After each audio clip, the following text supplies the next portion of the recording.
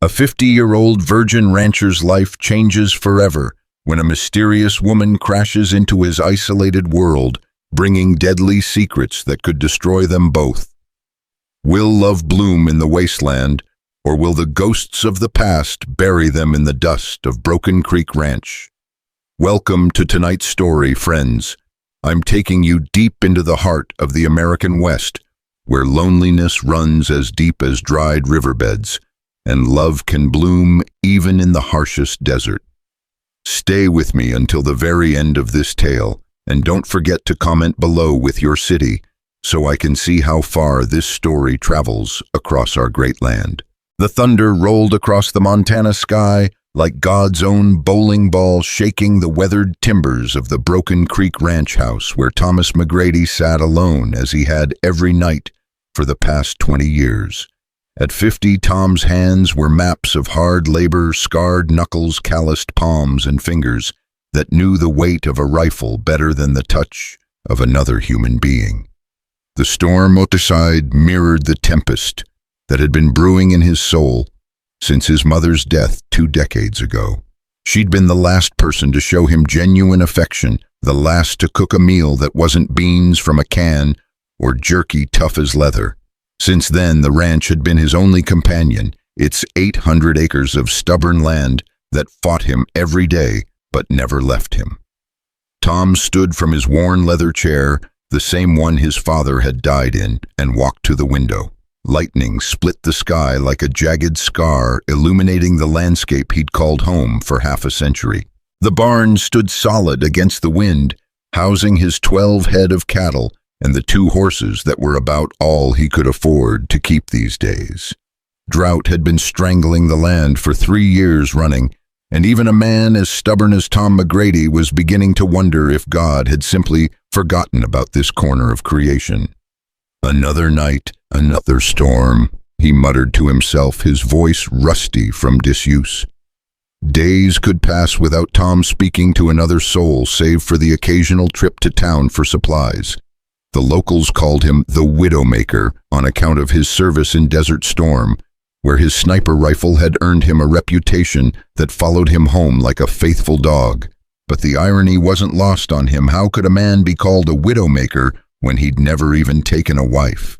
The rain began in earnest now, drumming against the tin roof with increasing fury. Tom had learned to read storms the way some men read books, and this one had teeth. He made his rounds, checking that the barn was secure, that his animals had shelter, that the generator was ready if the power failed. These rituals had become sacred to him, the only structure in a life that had grown as predictable as sunrise.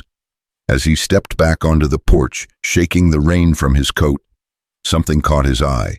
At first he thought it was debris blown by the wind, maybe a branch or a piece of someone's roof torn loose by the gale. But as lightning flashed again, he saw the truth that made his blood run cold. It was a person, a woman from the looks of it, lying motionless beside the old oak tree that marked the edge of his property. Her dark hair was plastered to her head by the rain, and her clothes, what he could see of them, looked wrong for Montana, too fine, too delicate for this harsh country. Tom's first instinct was suspicion. In 20 years of solitude, exactly 3 people had come to his ranch uninvited. A lost hiker, a process server, and a con man selling magazine subscriptions. None of them had arrived unconscious in the middle of a thunderstorm. His hand moved instinctively to the Colt .45 on his hip, a habit that had kept him alive in places where thinking twice meant dying once. But as he approached her still form, something shifted in his chest. She was small, maybe 5'4", with delicate features that spoke of a life lived far from the hardships that had carved deep lines into his own face. Her skin was pale as fresh cream, unmarked by the sun and wind that had turned his own hide to leather. She wore a traveling dress of deep blue wool, now soaked and muddy, and her boots were the kind of soft leather that had never seen a day's real work. "Ma'am," Tom called out, his voice barely audible over the storm. When she didn't respond, he knelt beside her, checking for signs of life. Her pulse was steady but weak, and he could see no obvious injuries. Whatever had brought her here, she was alive, and that was something. The moral calculus was simple enough even for a man who'd spent 2 decades avoiding human contact. You didn't leave a woman to die in a storm, no matter who she was or what trouble she might bring. Tom scooped her up in his arms, surprised by how light she felt, how easily her head settled against his shoulder. It had been so long since he'd held another person that the simple contact sent an electric shock through his system. "What the hell have you gotten yourself into now, McGrady?" he asked himself as he carried her toward the house. Inside, Tom laid her on the old sofa near the fireplace, the same spot where his mother used to sit and mend his clothes. He built up the fire until the room glowed with warmth, then turned his attention to his unexpected guest. Her breathing was steady but shallow, and her skin felt cold as mountain granite. Hypothermia, most likely, though. How she'd come to be on his land in the middle of nowhere remained a mystery. Tom had seen enough injuries in the service to know basic field medicine. He wrapped her in every blanket he could find, then set water to boil for hot coffee or tea, whatever might help warm her from the inside. As he worked, he found himself studying her face in the firelight. She was beautiful in a way that seemed almost foreign here, like a piece of fine china in a room full of cast iron. Her eyelids fluttered as the warmth began to penetrate her chilled body. Tom stepped back, giving her space but keeping his hand near his weapon. When her eyes finally opened, they were the color of summer grass, bright and intelligent, despite her obvious disorientation. "Where?" she began, her voice barely a whisper. "You're safe." Tom said the words, feeling strange on his tongue. When was the last time he'd offered comfort to another person? "You're at Broken Creek Ranch. I'm Tom McGrady. Found you outside in the storm." She struggled to sit up, wincing as if every movement caused her pain. "The storm," she repeated, as if trying to piece together fragments of memory. "I was running. There were men." "What men?" Tom's voice sharpened with military precision. Threats were something he understood, something that made sense in his carefully ordered world. I can't." She pressed her hands to her temples, clearly struggling with more than just physical discomfort. "My head feels like it's splitting in two." Tom poured hot coffee into a mug and handed it to her. "Drink this, slowly. You've been out cold for the better part of an hour. Storm's getting worse, so whoever was chasing you, they're not likely to be moving tonight." She accepted the coffee with trembling hands, wrapping her fingers around the warm ceramic as if it were a lifeline. "Thank you," she said, meeting his eyes for the first time. My name is Victoria. Victoria Thornton." The name meant nothing to Tom, but something in the way she said it suggested it should. There was weight to it, a history that spoke of money and influence, far removed from his world of cattle and solitude. "Well, Miss Thornton," Tom said, settling into his chair, but keeping his distance. "You want to tell me what brought you to my doorstep in the middle of the night. Nearest town is 40 miles east, and there's nothing but wilderness to the west. You didn't just wander out here by accident." Victoria sipped her coffee, using the time to study him as carefully as he was studying her. Tom could see her taking in the sparse furnishings, the rifle mounted above the fireplace, the general air of a man who'd chosen isolation over companionship. Whatever conclusions she was drawing, she kept them to herself. "I was traveling to Denver," she said finally. "My coach, there was an accident. The driver said we needed to find shelter, but then those men appeared. They had guns and they were asking about me specifically." "What kind of men?" "Rough men. Hired guns, I think. They knew my name, knew I was traveling alone." She paused, her green eyes reflecting the firelight. "They mentioned someone named Sterling." Tom's blood chilled at the name. Marcus Sterling was a man whose reputation reached even into the isolated corners of Montana, a railroad baron with political connections and a ruthless streak that made him dangerous to cross. If Sterling was looking for this woman, she was in more trouble than a summer drought. "Marcus Sterling?" Tom asked, though he was already certain of the answer. Victoria's face went pale. "You know him. Know of him. Man's got his fingers in every dirty deal from here to California. Question is, why is he interested in you? Victoria set down her coffee cup with hands that shook despite the warmth. Because I know what he did to my husband. The words hung in the air like smoke from a gun barrel. Tom had heard enough confessions in his time to recognize the weight of truth, and Victoria Thornton was carrying a burden that could get them both killed. Your husband was, she corrected, her voice barely above a whisper. He was investigating corruption in the railroad contracts. He discovered that Sterling had been bribing government officials, falsifying reports about land surveys. James gathered evidence enough to send Sterling to prison for the rest of his life. And Sterling found out. Victoria's laugh was bitter as winter wind. Oh, he found out. 3 weeks ago, James was found dead in his study in Boston. They called it a heart attack, but James was 35 years old and strong as an ox. When I tried to access his files, I discovered someone had already been through them. The evidence was gone. Tom processed this information with the methodical care of a man who'd learned to think several steps ahead. So you ran. I ran, she confirmed. But not before I found something they missed. James hid copies of the most damaging documents in our safe deposit box. I have them with me. The pieces were falling into place now, and Tom didn't like the picture they were forming. And Sterling's men tracked you here. I thought I'd lost them in Kansas City. I've been traveling by coach, changing routes, using different names, but somehow they found me. She looked up at him with those green eyes, and Tom saw something there that made his chest tighten. It was hope, desperate and fragile as a newborn calf. McGrady, I know I have no right to ask this, but I need help. I need somewhere to hide until I can get these documents to the authorities. Sterling's reach extends far, but surely it doesn't reach to every isolated ranch in Montana.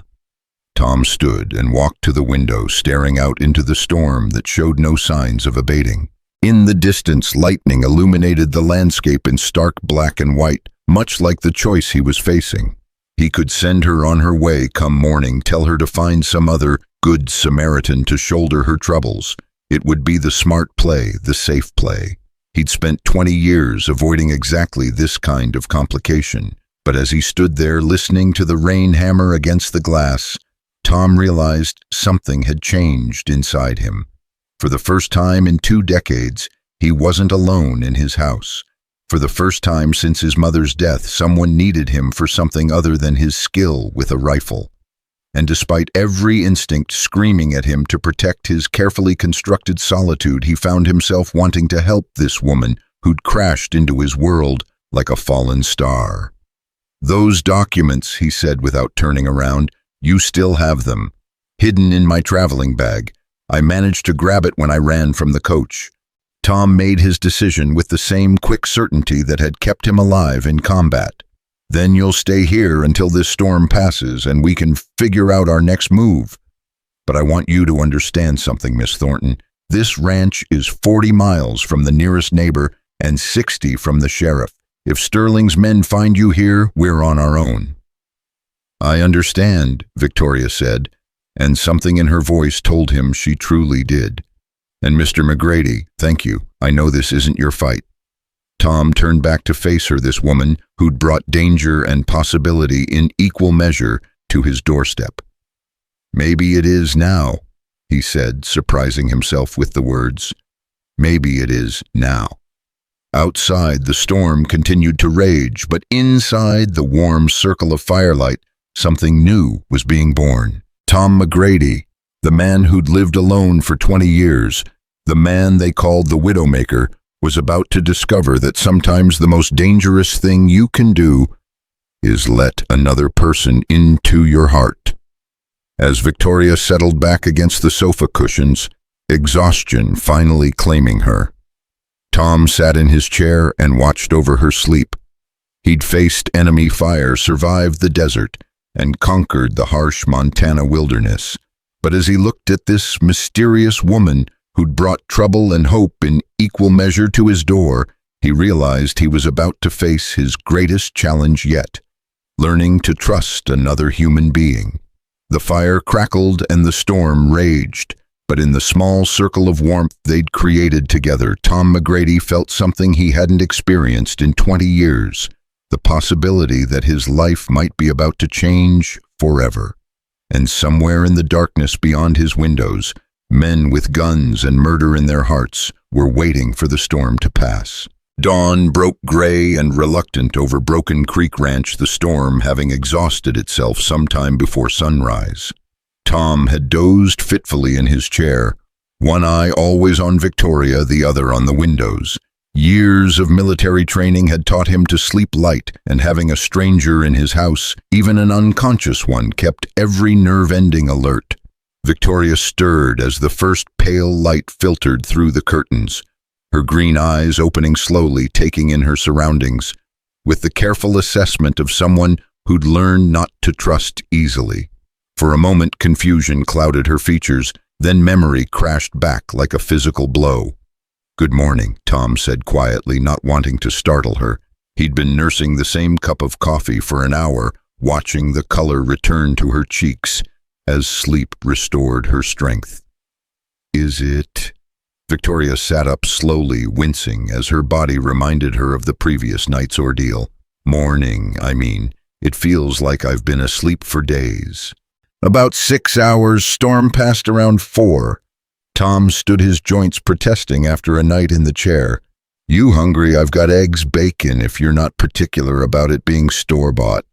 The offer of food seemed to surprise her, as if kindness from strangers was something she'd stopped expecting. "That's very generous, but I shouldn't impose any more than I already have. Ma'am, you're going to need your strength for whatever comes next.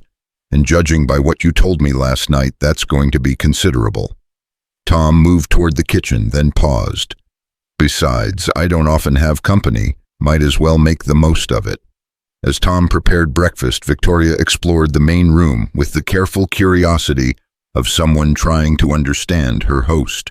The house was spartanly furnished but scrupulously clean, everything in its place with military precision. Books lined one wall, mostly technical manuals and historical accounts of various wars, though she spotted a few novels tucked between the more serious volumes. "You were really in Desert Storm?" she asked, noticing the framed commendation on the mantelpiece. "2 tours, came home in 92. Tom's voice carried the particular flatness that veterans used when discussing service, matter-of-fact, stripped of emotion. "Figured I'd had enough of other people's wars for one lifetime. Is that why you live out here away from everything?" Tom cracked eggs into a cast-iron skillet, the sizzle filling the silence while he considered his answer. Seemed like a good idea at the time. Still does, mostly. Victoria caught the qualification in his words, but didn't press. Instead, she walked to the window, studying the landscape that stretched endlessly in all directions. "It's beautiful," she said, and meant it. Harsh, but beautiful. Like it hasn't been touched by the rest of the world. "That's the idea." Tom plated the eggs alongside thick strips of bacon and toast, made from bread that was probably a day too old, but would have to do. Coffee's fresh, at least. They ate in companionable silence, both lost in their own thoughts. Victoria devoured the food with the appetite of someone who'd been running on fear and adrenaline for too long, while Tom found himself watching her with an intensity that would have embarrassed him if anyone had pointed it out. "Mr. McGrady," Victoria said, finally setting down her fork. "I need to ask you something, and I need you to be honest with me." "Shoot." "Last night you said Sterling's reach was extensive. Just how extensive? If he can track me to the middle of nowhere, Montana, what else can he do?" Tom leaned back in his chair, his expression grave. "Marcus Sterling owns half the politicians in 3 states and has business interests from the Pacific to the Mississippi. He's got connections in law enforcement, the military, even some federal agencies. When he wants something done, it gets done, and questions get asked later, if at all." Victoria's face went pale, but her voice remained steady. "Then I'm already dead, aren't I? It's just a matter of time." "Not necessarily." Tom stood and walked to the gun cabinet, retrieving a Winchester rifle and checking its action with practiced efficiency. Sterling's used to operating in cities, places where money talks louder than conscience. Out here, different rules apply. What kind of rules? The kind where a man's word still means something, where neighbors look out for each other even if those neighbors are 40 miles apart. Tom set the rifle within easy reach and sat back down. Tell me about these documents you're carrying. What exactly did your husband find? Victoria reached for her traveling bag, which Tom had placed near the sofa. From a hidden compartment in the lining, she withdrew a leather portfolio tied with ribbon. James was meticulous about documentation. These are copies of invoices, correspondence, even photographs of meetings between Sterling and various officials. She spread the papers on the table between them, and Tom whistled low as he examined the evidence. Bank transfers, falsified land surveys, documented bribes. It was enough to hang Sterling and half his organization. Your husband was either very brave or very stupid to go up against this, Tom said. Both, probably. Victoria's smile was sad but proud. James believed in justice, in doing what was right regardless of the cost. I suppose that's what got him killed. And what about you? What do you believe in? The question seemed to catch her off guard. I believe in seeing this through. James died for this information, and I won't let his death be meaningless. Tom studied her face, noting the determined set of her jaw, the steel in her green eyes. This wasn't some helpless socialite who'd stumbled into trouble. This was a woman with backbone, and that changed things considerably. All right then, he said. If we're going to do this, we need to think it through properly. First question, who can you trust with this information? I thought I could trust the authorities in Boston, but Sterling's influence runs deep there. I was traveling to Denver because James mentioned a federal judge there, Samuel Morrison. James said Morrison was one of the few completely honest men in government. That's still a hell of a long way from here, and Sterling's people will be watching the trains and stage routes. Tom drummed his fingers on the table, a habit from his military days when planning operations. We need to get word to this judge without you having to travel. How? Before Tom could answer, the sound of approaching horses cut through the morning air. Both of them froze, listening to the rhythmic thud of hoofbeats on the still damp ground. How many? Victoria whispered. Tom was already moving toward the window, rifle in hand. 3, maybe 4. Could be anyone, neighbor law or trouble. Given my recent luck, I'd bet on trouble. Tom peered through the curtain, his expression darkening as he recognized the lead rider. It's Sheriff Jenkins from Millerville. Question is whether he's here on his own business or Sterling's. Victoria's hand moved instinctively to the documents. What do? We play it straight for now. Jenkins is complicated. Not completely honest, but not completely bought either. Hide those papers and let me do the talking.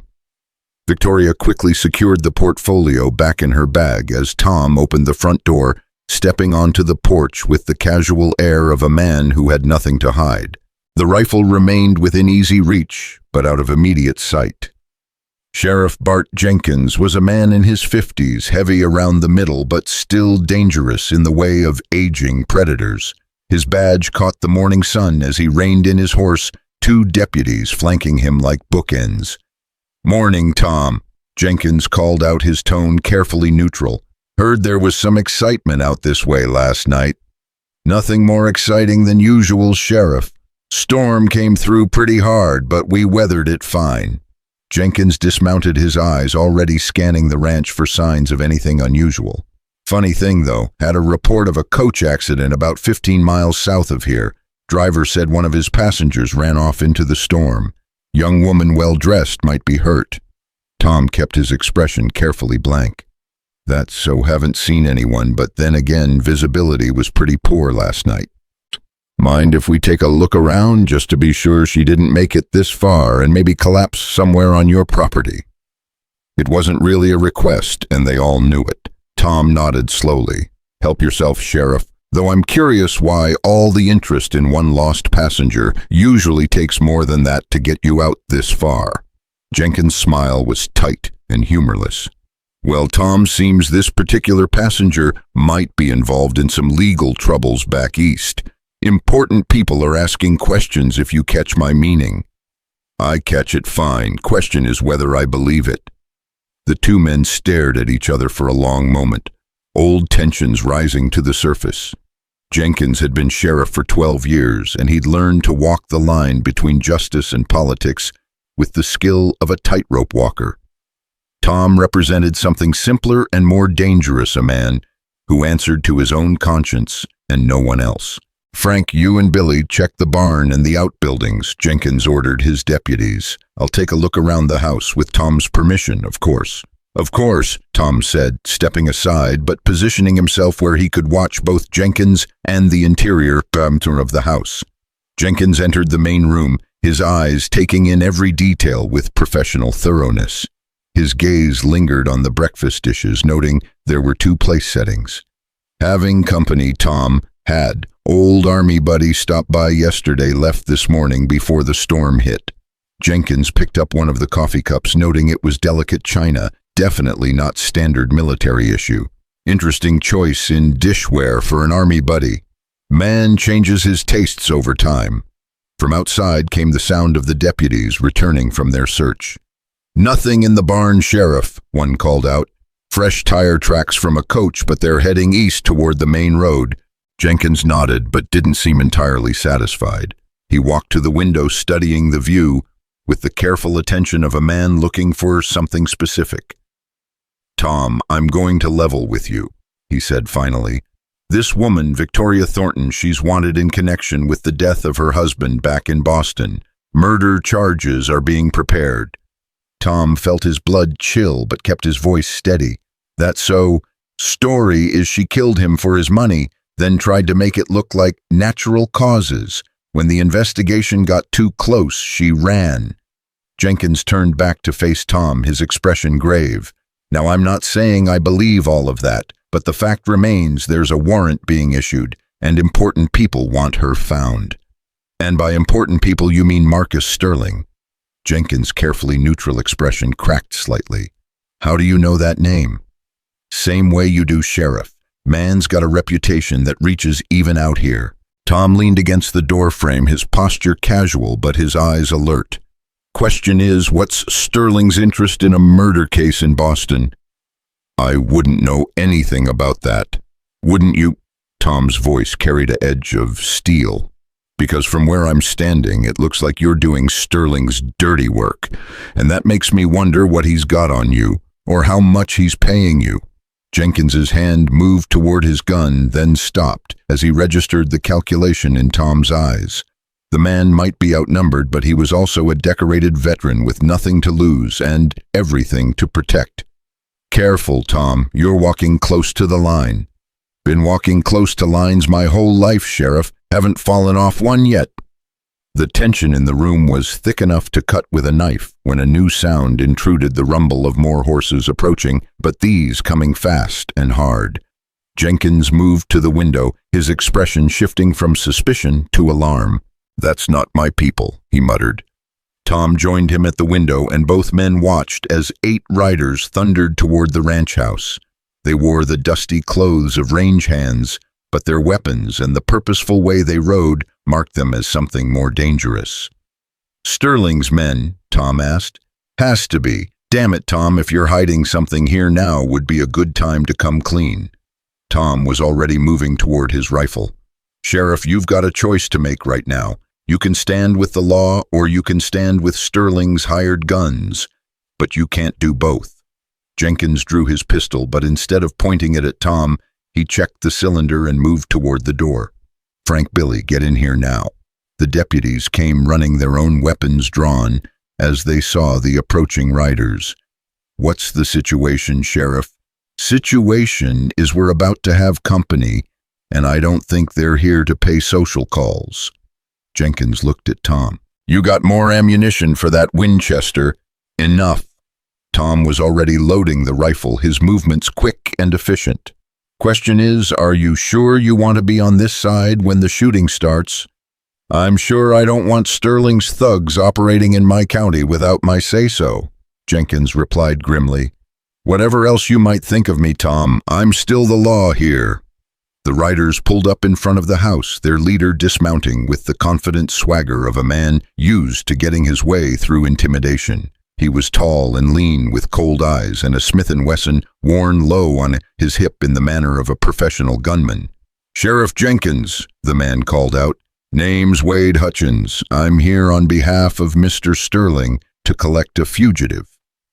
Jenkins stepped onto the porch, his badge catching the sunlight. "Mr. Hutchins, you're in my jurisdiction now, and I'll thank you to remember that. What fugitive are you referring to?" "Woman named Victoria Thornton. We have reliable information she's on this property. And what authority do you have to make such a search?" Hutchins smiled, but there was no warmth in it. "The kind that comes with Mr. Sterling's backing. Now we can do this easy, or we can do it hard. Your choice, Sheriff." Jenkins felt the weight of every compromise he'd ever made, every corner he'd cut, every time he'd looked the other way, because it was easier than standing up to power.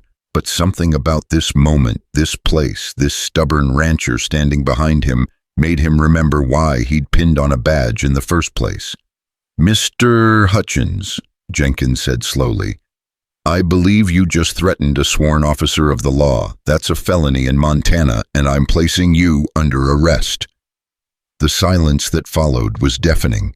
Even the wind seemed to hold its breath as 8 hired guns faced off against 3 lawmen and 1 determined rancher. Hutchins' smile faded as he realized the sheriff wasn't going to roll over as expected.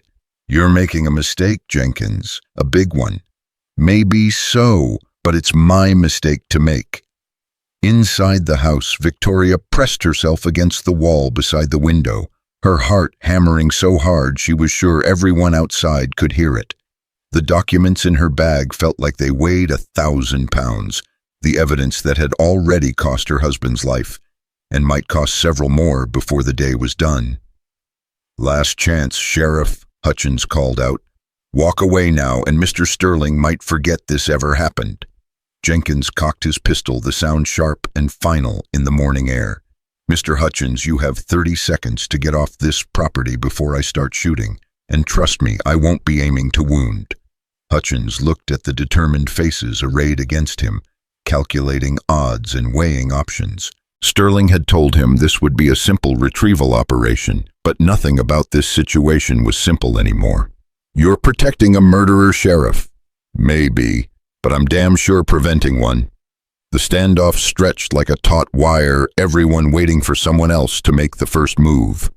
In the distance, a hawk circled lazily overhead, utterly indifferent to the human drama playing out below. It was Tom who broke the deadlock, stepping into view, with his Winchester held casually but ready.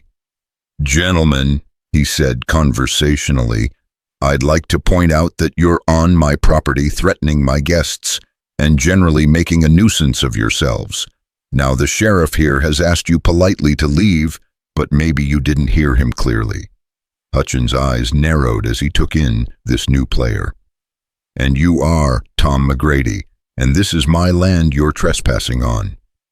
"We just want the woman McGrady. Hand her over and we'll be on our way." Tom's laugh was harsh as winter wind. "Mister, I've been shot at by experts, and you and your boys don't look like much compared to Republican Guard snipers. So here's my counteroffer. You turn those horses around and ride out of here, or we see how good you really are with those guns. You're outnumbered 8-4. Maybe, but I'm betting I can take at least half of you with me, starting with you. Question is, are you feeling lucky enough to test that theory?" Victoria watched through the window. As the two groups faced each other, the morning sun casting long shadows across the dusty ground. She clutched the portfolio tighter, knowing that everything, her life, Tom's life, the truth about her husband's murder hung in the balance of the next few moments. Hutchins was sweating now, despite the cool morning air. He'd expected intimidation to work, had counted on the sheriff backing down when faced with Sterling's name. Instead, he found himself staring down the barrel of a veteran's rifle and realizing that some fights weren't worth taking. "This isn't over," he said, finally remounting his horse. "Yes, it is," Tom replied quietly. "Because the next time you set foot on my land, I won't wait for you to draw first." Hutchins wheeled his horse around, motioning for his men to follow. As they rode away, Tom kept his rifle trained on their retreating forms until they were nothing but dust on the horizon. "Well," Sheriff Jenkins said, holstering his pistol, "that was interesting." "It was stupid," Tom replied bluntly. "All we did was buy some time. Sterling's not going to let this go." "No, he won't, which brings us back to the question of what you're really hiding in there." Tom looked at the sheriff for a long moment, weighing trust against necessity. Finally, he made his decision. "Victoria, you can come out now." The door opened slowly, and Victoria emerged onto the porch, her chin held high despite the fear in her eyes. Jenkins took one look at her and whistled low. "Well, I'll be damned. You are hiding her." "Not hiding, protecting." Tom's voice carried an edge of steel. "Because everything Hutchins just told you about murder charges is pure fiction. This woman's husband was killed for trying to expose Sterling's corruption, and now Sterling's trying to silence her before she can get the evidence to someone who'll act on it." "What evidence?" Victoria looked at Tom, who nodded encouragingly.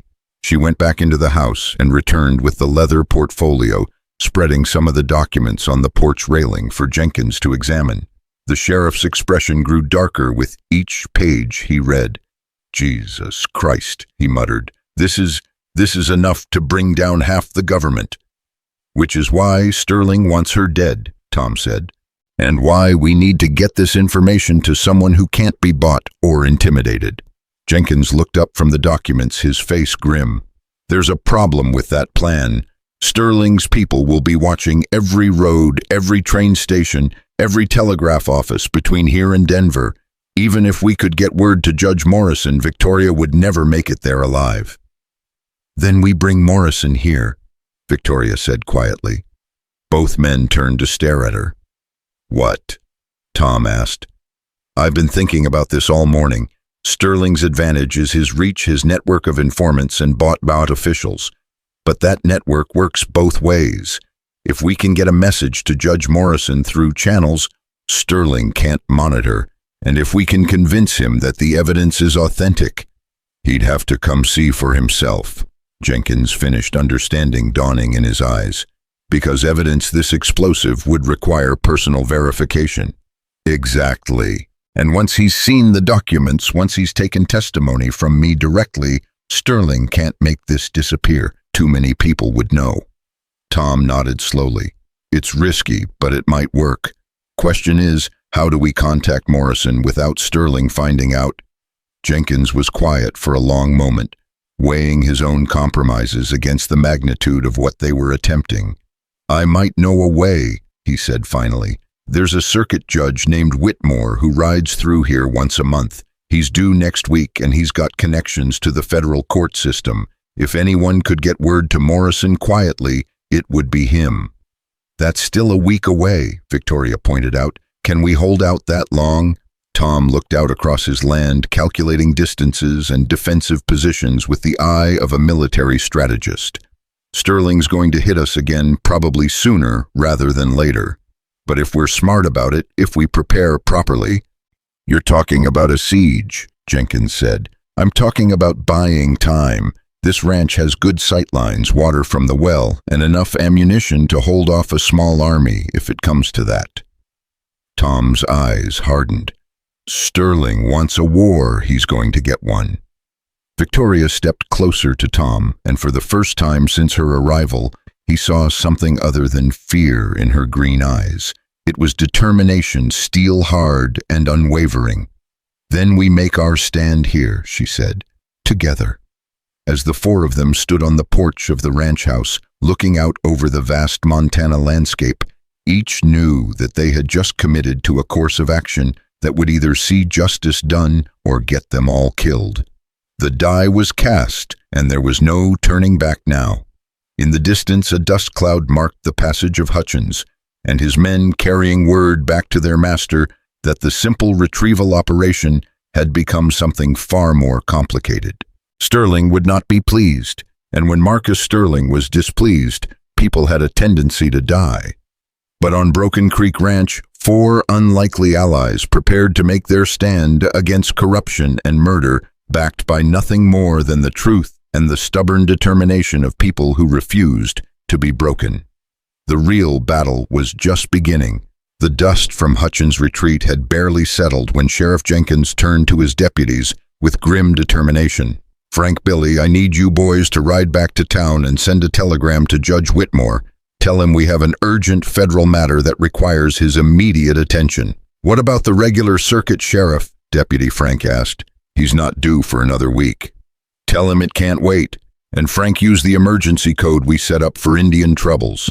That'll get his attention without spelling out details for anyone who might be listening." As the deputies mounted up and rode toward Millerville, Tom studied the surrounding terrain with the tactical eye of a soldier. The ranch house sat on a slight rise, giving them good sight lines in all directions, but it also made them visible to anyone approaching. The barn offered additional cover, but it was too far from the main house to be easily defended. "We need to talk strategy," he said, ushering Victoria and Jenkins inside. "Sterling's not going to make the same mistake twice. Next time he'll come with more men and a better plan." Victoria spread her husband's documents across the kitchen table, her fingers tracing the damning evidence of corruption that had cost James his life. "How long do you think we have?" "Not long," Jenkins replied, accepting a cup of coffee from Tom. "Sterling's got resources most of us can't imagine. He could have 50 men here by tomorrow if he wanted." "Then we need to be ready for 50 men. Tom pulled out a hand-drawn map of his property, marking key positions with a pencil. "The well is here about 30 yards from the house. We've got good cover from the barn to the main building, but the approach from the south is too open." "What about running?" Victoria asked quietly. "Taking the documents and heading for the mountains until Judge Whitmore arrives." Tom shook his head. "Sterling's people would track us down before we made 10 miles. Better to fight from a position of strength than get caught in the open." "This is my fault," Victoria said, her voice heavy with guilt. "I've brought this trouble to your door, put you all in danger for something that isn't your fight." "Like hell it isn't," Tom replied with surprising vehemence. "Your husband died trying to expose the truth. That makes it everyone's fight." Jenkins nodded in agreement. "Sterling's poison has been spreading through this territory for years. Maybe it's time someone stood up to him." The sound of approaching horses interrupted their planning, but this time it was Jenkins' deputies returning from town. Frank dismounted and hurried to the porch, his expression urgent. "Sheriff, we got problems. Big ones." "What kind of problems?" "Sterling's in town, showed up about an hour ago with a dozen men all armed and asking questions. He's put up a $5,000 reward for information leading to Victoria Thornton's capture."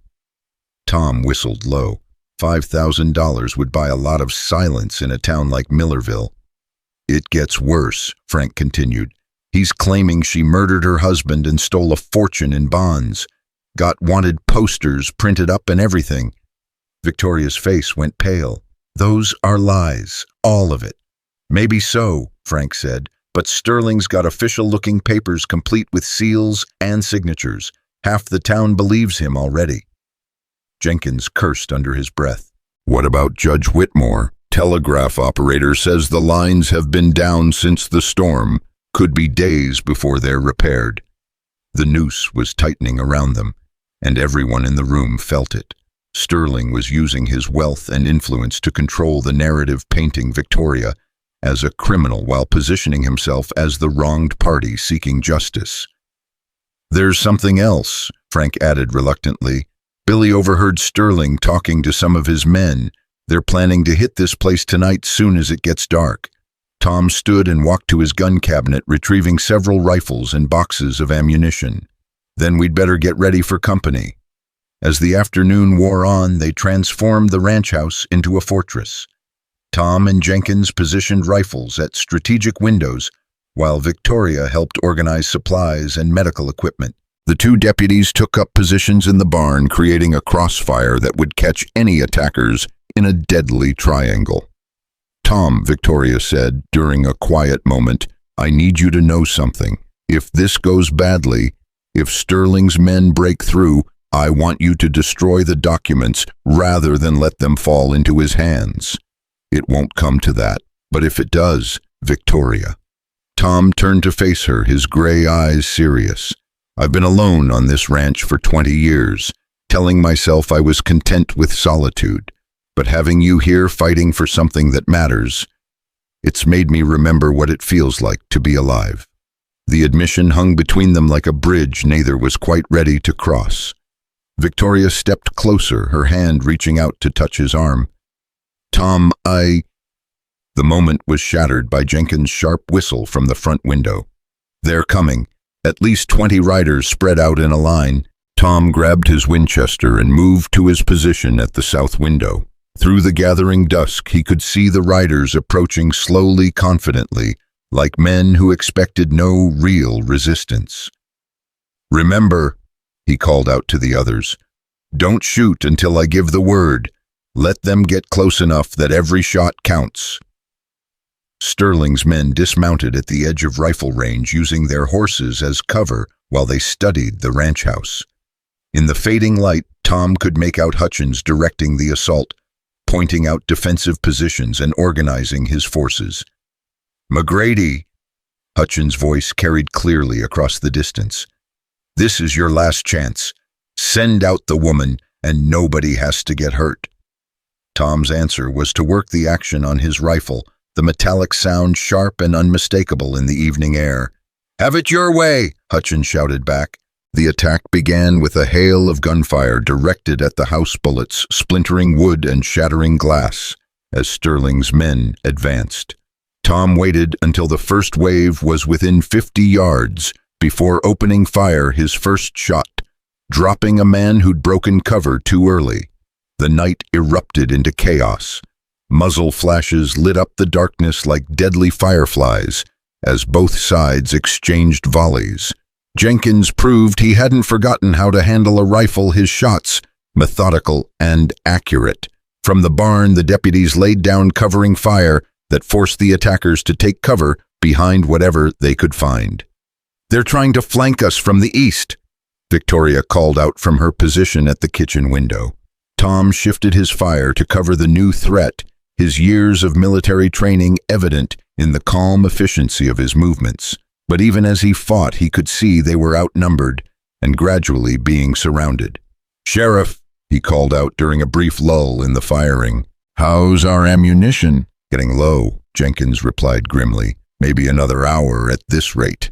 The attackers seemed to sense their advantage, pressing closer with each renewed assault.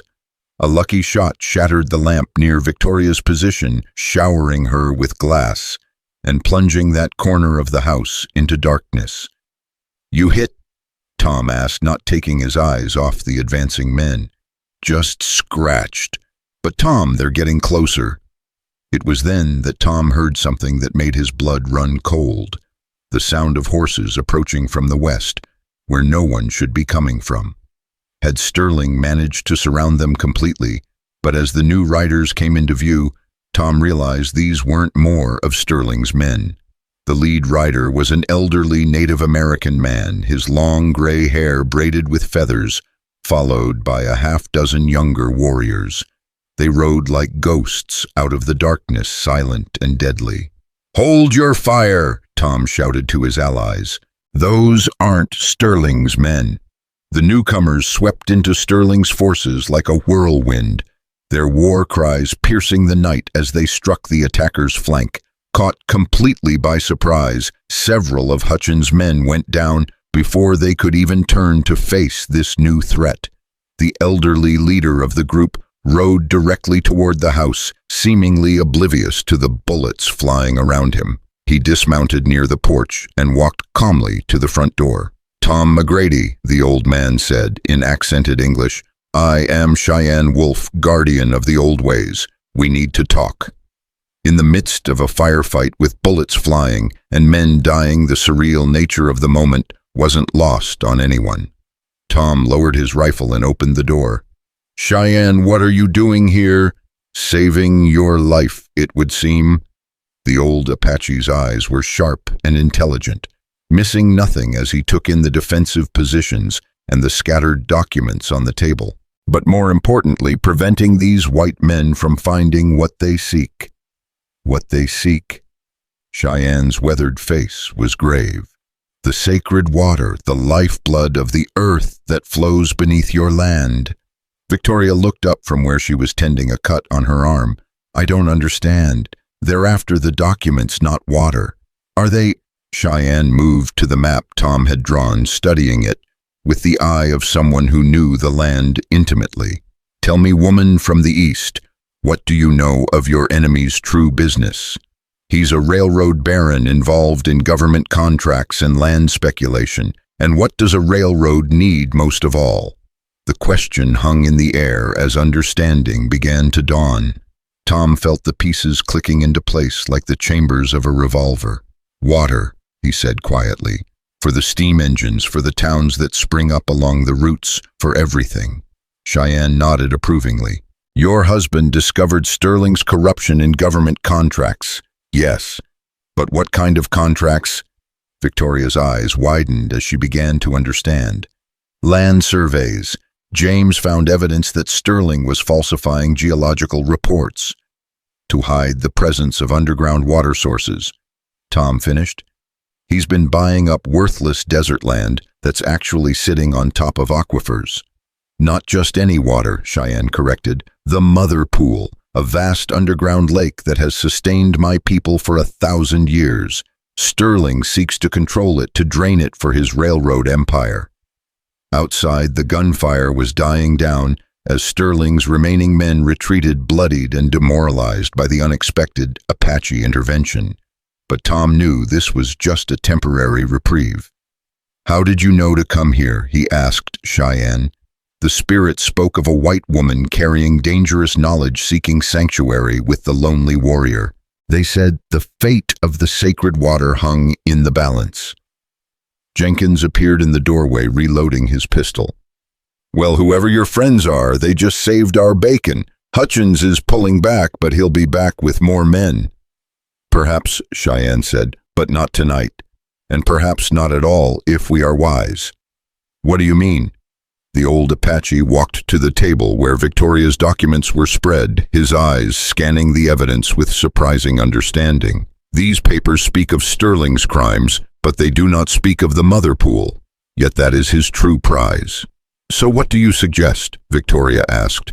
Cheyenne's smile was enigmatic. We give him what he wants, and in doing so, we destroy him.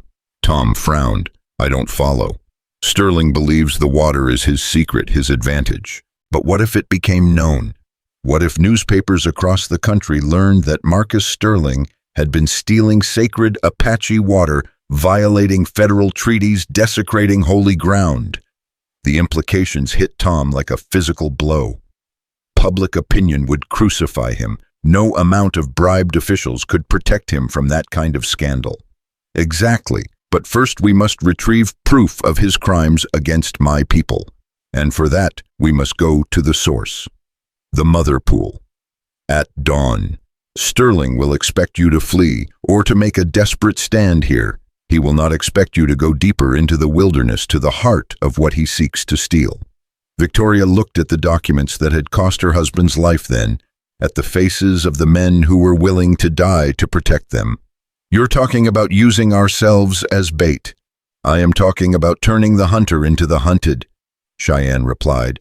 But the choice must be yours.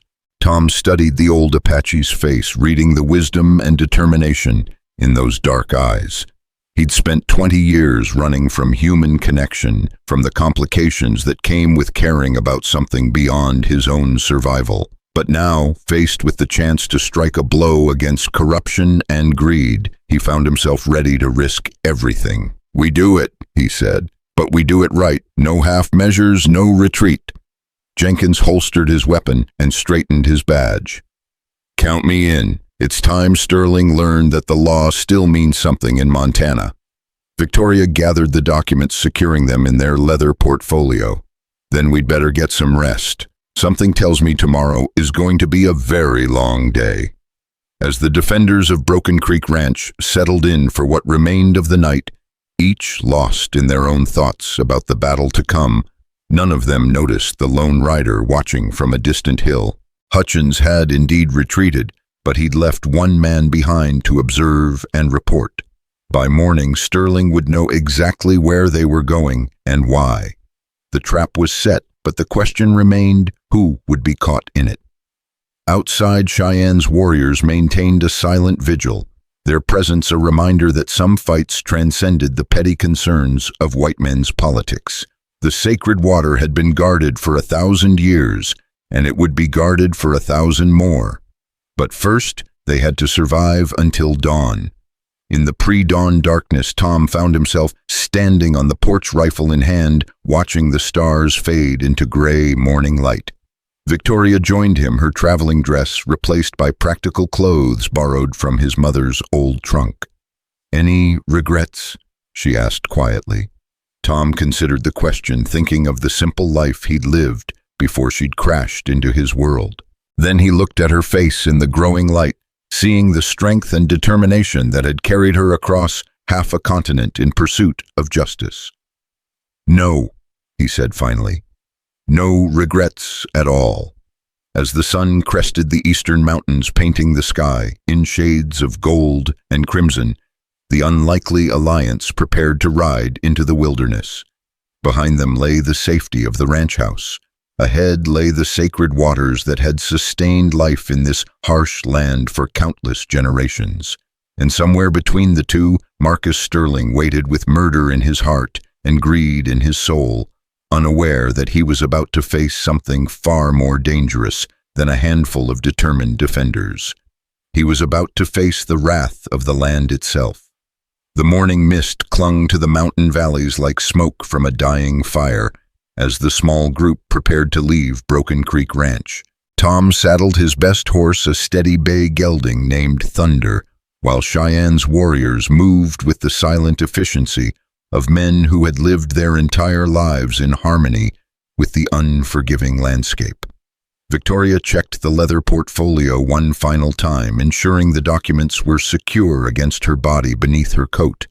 The weight of them seemed heavier now, as if the closer they came to their destination, the more dangerous the truth became. "How far to this mother pool?" Sheriff Jenkins asked, adjusting his gun belt as he mounted his horse. "Half a day's ride into the canyon country," Cheyenne replied, swinging onto his paint horse with the fluid grace of a man half his age. "But the way is treacherous. One wrong step and the rocks will claim you." Tom studied the terrain ahead, noting the way the land folded into itself, creating a maze of canyons and mesas that could hide an army or swallow a small group without trace. "Sterling's men will have the advantage of numbers, but we know the country better." "Do we?" Victoria asked pointedly. "I certainly don't." "You know enough," Cheyenne said, his dark eyes serious. "You know that water is life, and without it, even the richest man becomes dust." They rode out in single file, Cheyenne leading the way along paths that seemed to exist more in memory than reality. The Apache warriors flanked them like guardian spirits, their horses' hooves making no sound on the rocky ground. Tom brought up the rear, his eyes constantly scanning their back trail for signs of pursuit. The landscape grew more dramatic with each mile, red sandstone cliffs rising like cathedral walls on either side of narrow passages that barely allowed two horses to pass abreast. Ancient petroglyphs decorated the rock faces, telling stories of hunts and battles and ceremonies that predated the white man's arrival by centuries. "Your people have been here a long time," Victoria observed to Cheyenne as they paused to rest the horses at a natural spring. "Longer than memory, longer than the stories of our grandfathers' grandfathers." The old Apache knelt beside the spring, cupping the clear water in his hands and drinking deeply. "This water connects to the mother pool, part of the same sacred system that Sterling would destroy for profit." Jenkins wiped sweat from his forehead despite the cool morning air. "How can one man control that much water? By controlling the land above it." Tom answered, pieces of Sterling's larger plan becoming clear. If he owns the surface rights, he can drill wells, divert streams, even poison the aquifer if it suits his purposes. The railroad is just the beginning, Cheyenne added grimly. Once he controls the water, he controls who lives and who dies in this territory. Towns will pay whatever he demands. Ranchers will sell their land for pennies rather than watch their cattle die of thirst. Victoria felt sick as the full scope of Sterling's ambitions became apparent. James died for this. He died trying to stop Sterling from becoming emperor of the desert. And he will not have died in vain, Cheyenne said with quiet conviction. The spirits have shown me the path. Sterling's greed will be his downfall, but only if we have the courage to see this through. They mounted again and continued deeper into the canyon country, the walls growing higher and the passages narrower with each turn. The sun climbed toward its zenith, but down in the shadowed depths the air remained cool and still. It was a landscape that demanded respect, that punished the careless and rewarded those who understood its moods. Tom, Victoria said, as they navigated a particularly treacherous section of trail, what happens if we don't make it out of here? If Sterling's men find us before we can get the evidence to Judge Morrison? Tom was quiet for a long moment, considering his words carefully. Then at least we'll have tried. Sometimes that's all a person can do, stand up for what's right, regardless of the consequences. Is that what you did in the war? In the war, I did what I was told. This is different. This is a choice. Their conversation was interrupted by one of Cheyenne's warriors, who appeared silently beside them with urgent news. The Apache spoke rapidly in his native tongue, his expression grim. "What's he saying?" Jenkins asked.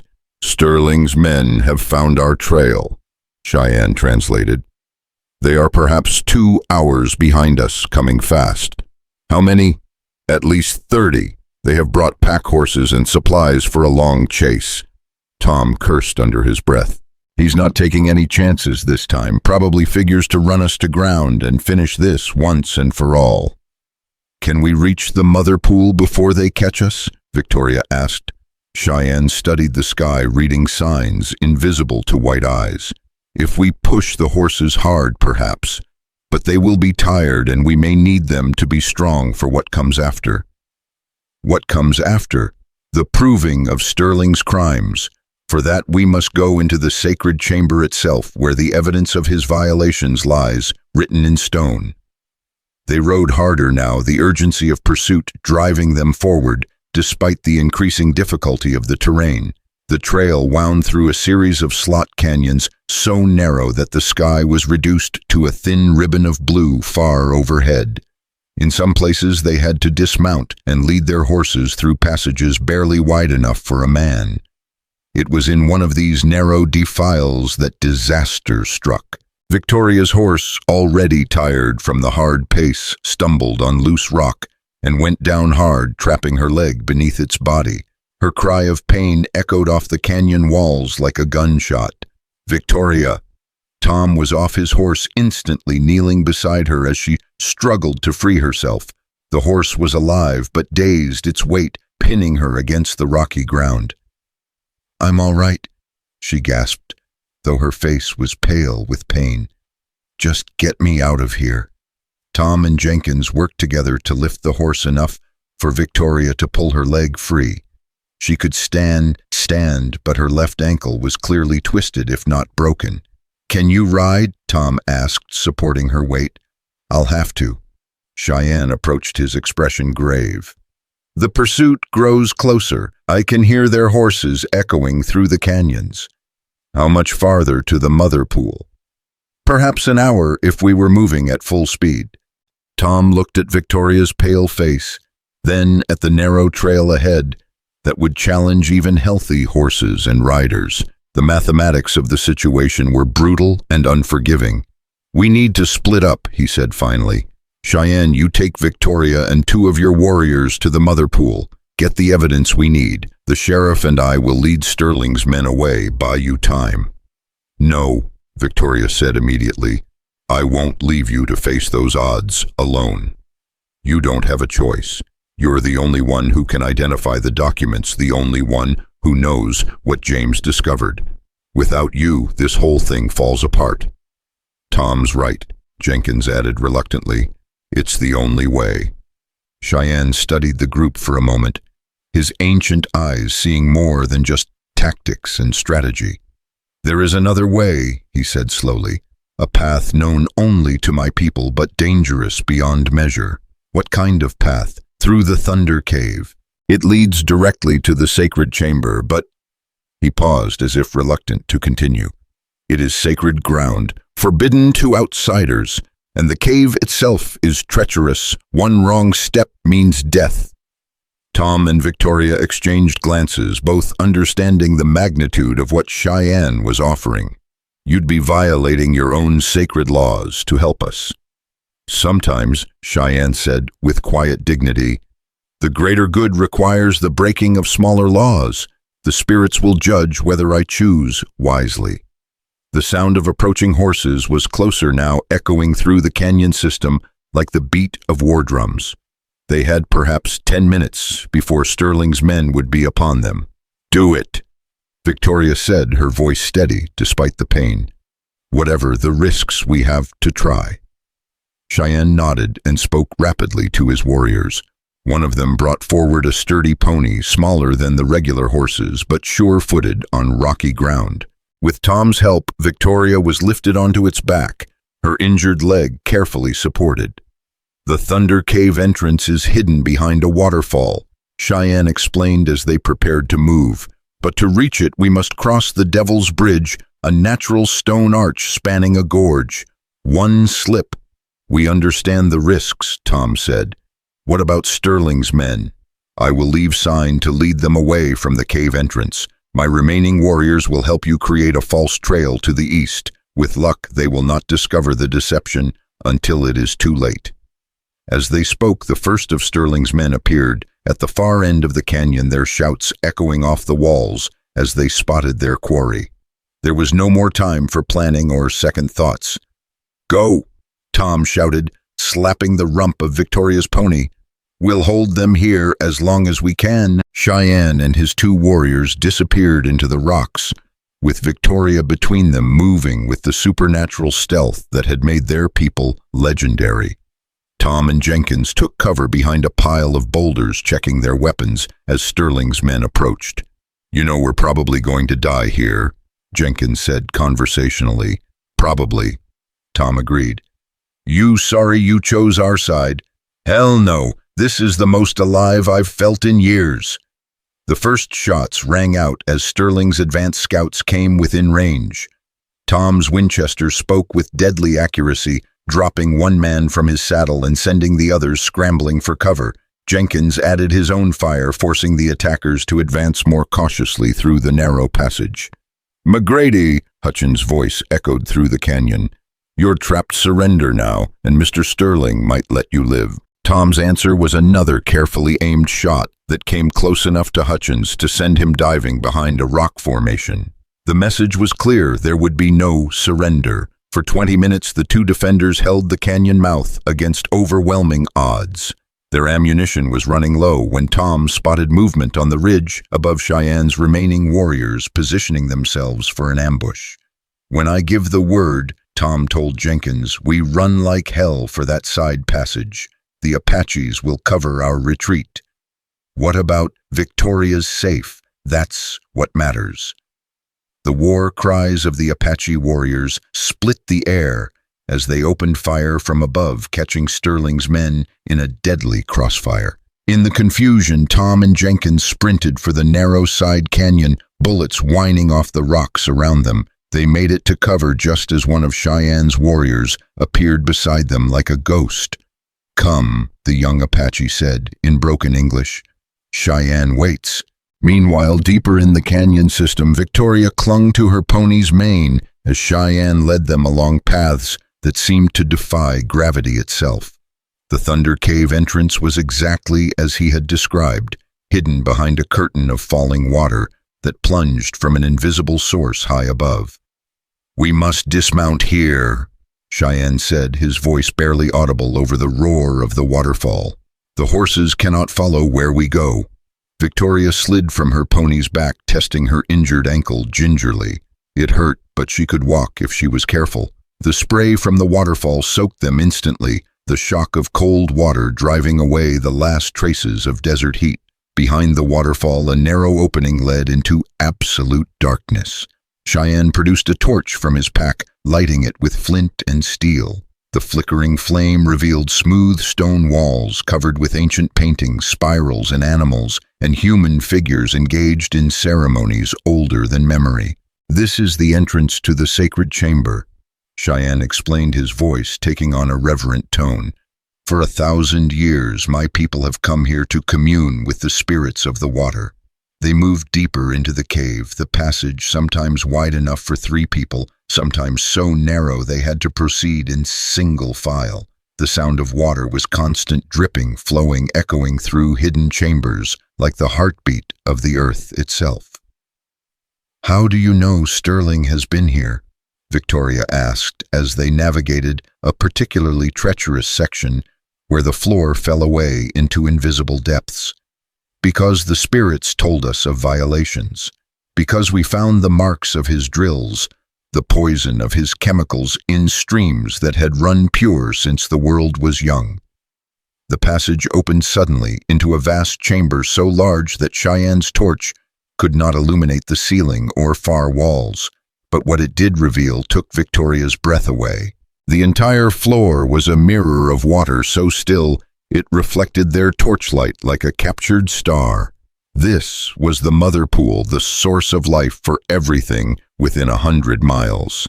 "My God," Victoria whispered. "It's beautiful." "It is sacred," Cheyenne corrected gently, "and it is Qingning." As they moved around the edge of the underground lake, Victoria began to see what he meant.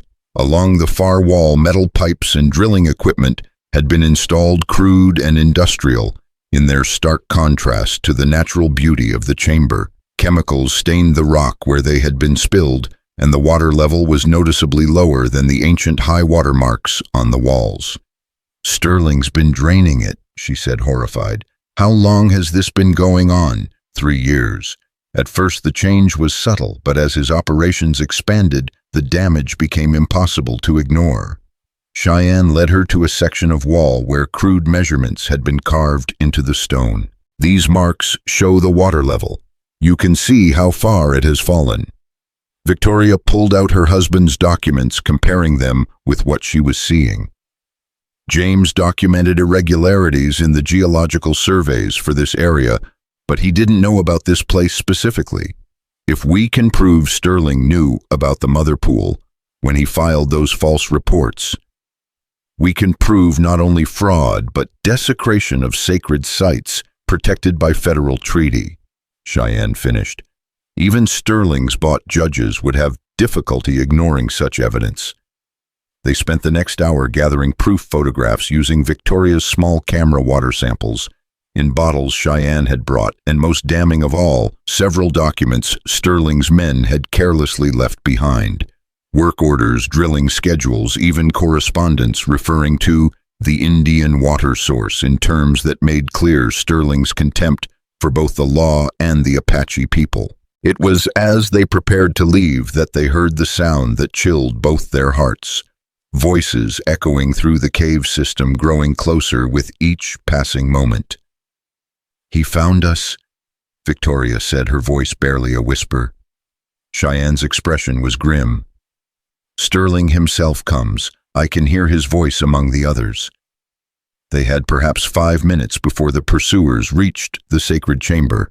Victoria clutched the gathered evidence to her chest, all too aware that these proof documents represented not just justice for her husband, but the survival of an entire way of life. "Is there another way out?" she asked desperately. "Yes, but it requires passing through the Chamber of Echoes, where a single sound can bring down the roof. We would have to move in absolute silence." Better than facing Sterling's guns. They gathered their materials quickly and moved toward a narrow opening at the far end of the chamber. Behind them, torchlight began to flicker on the cave walls as their pursuers drew closer. Victoria's injured ankle screamed with each step, but she bit her lip and forced herself to keep moving. The Chamber of Echoes was aptly named. Even their breathing seemed to reverberate from the walls in a way that suggested the slightest loud noise would bring disaster. Cheyenne moved like a ghost, his feet finding purchase on stones that seemed solid but made no sound. Victoria followed as best she could, her heart hammering so loud she was certain it would trigger a collapse. They were halfway across when Sterling's voice boomed through the cavern behind them, his words echoing and re-echoing until they seemed to come from everywhere at once. "I know you're in here. There's no way out. Surrender now, and I'll make your deaths quick." The echoes built on themselves, growing louder and more distorted with each repetition. Above them, dust began to rain from the ceiling as ancient stone shifted under acoustic pressure it was never meant to bear. "Run," Cheyenne whispered, abandoning stealth for speed as the chamber began to collapse around them. Victoria hobbled forward as fast as her injured leg would allow, Cheyenne supporting her weight as rocks began to fall like deadly rain.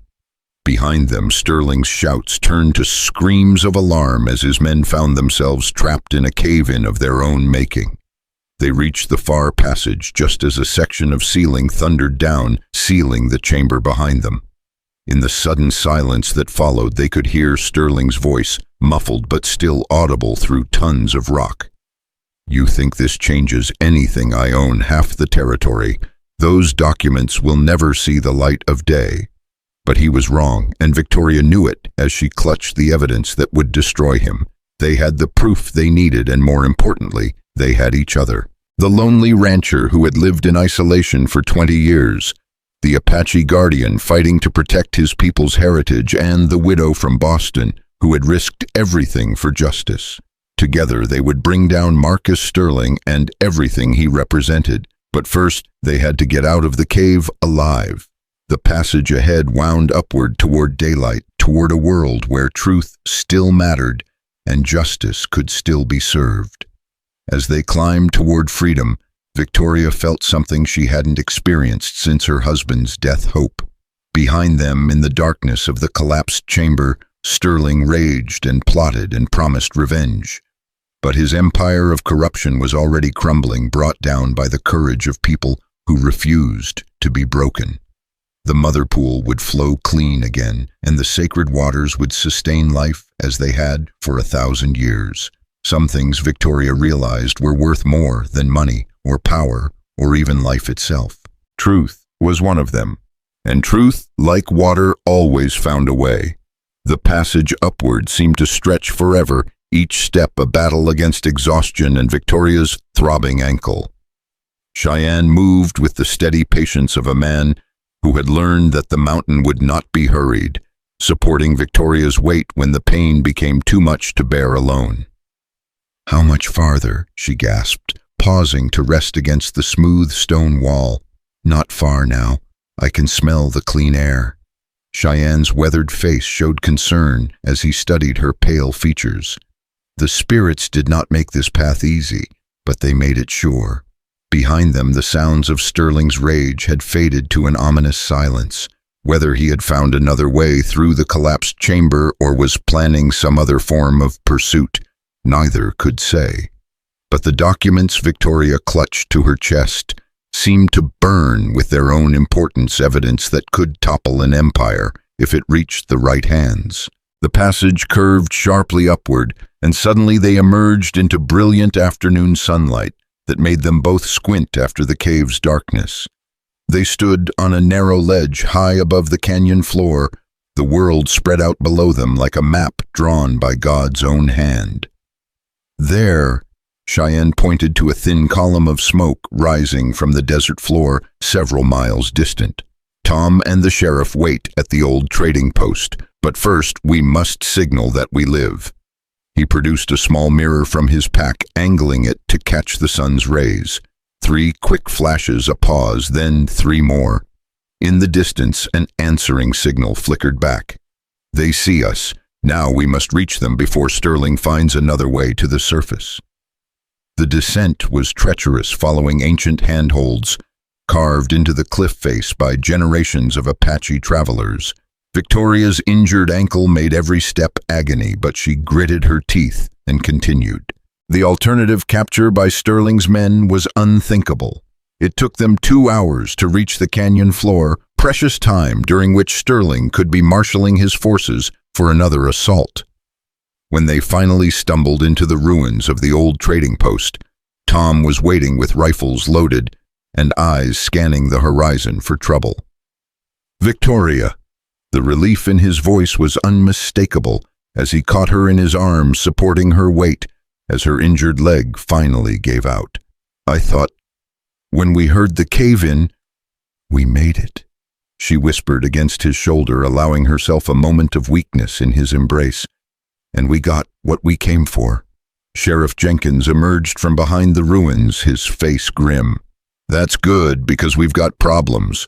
Sterling's pulled back most of his men, but he sent riders to every town within 50 miles. He's calling in favors, spreading lies, turning the whole territory against us." "What kind of lies?" Victoria asked, though she suspected she already knew. "Murder warrants, terrorist charges, claims that you're working with hostile Indians to destroy white settlements." Jenkins spat in the dust. "Half the ranchers in 3 counties are forming posses to hunt us down." Tom's jaw tightened. "And the other half? Don't know yet, but Sterling's offering enough reward money to buy a lot of cooperation." Cheyenne spread the evidence they had gathered on a flat stone, organizing the documents and photographs with careful precision. "This changes everything," he said quietly. "These work orders show Sterling knew about treaty violations from the beginning. The chemical analysis proves he's been poisoning sacred water sources, and these photographs—" He held up several images of the drilling equipment in the mother pool chamber. "No court in the land could ignore this evidence." "If we can get it to court," Jenkins pointed out, "Sterling's not going to just let us walk into Denver and hand this over to Judge Morrison." Victoria studied the documents that had cost her husband his life, seeing them now in the context of Sterling's larger crimes. "There's something else," she said slowly. "James mentioned in his notes that Sterling had partners, silent investors who provided funding for his operations. If we can identify them, we could bring down the whole network," Tom finished. "But that still doesn't solve our immediate problem." The sound of approaching horses interrupted their planning, but these riders carried no weapons, their approach casual rather than aggressive. Tom recognized the lead figure and felt his tension ease slightly. "That's Doc Harrison from Millerville, and behind him, Judge Whitmore." Sheriff Jenkins straightened his badge and stepped forward as the small group of riders approached. Judge Whitmore was a tall, distinguished man in his 60s, his white beard neatly trimmed and his eyes sharp with intelligence. Beside him rode the town doctor, a circuit preacher, and 2 men Victoria didn't recognize. "Sheriff Jenkins," Judge Whitmore said as he dismounted, "I received your urgent message and came as quickly as possible, though I must say the stories I'm hearing along the way are quite disturbing."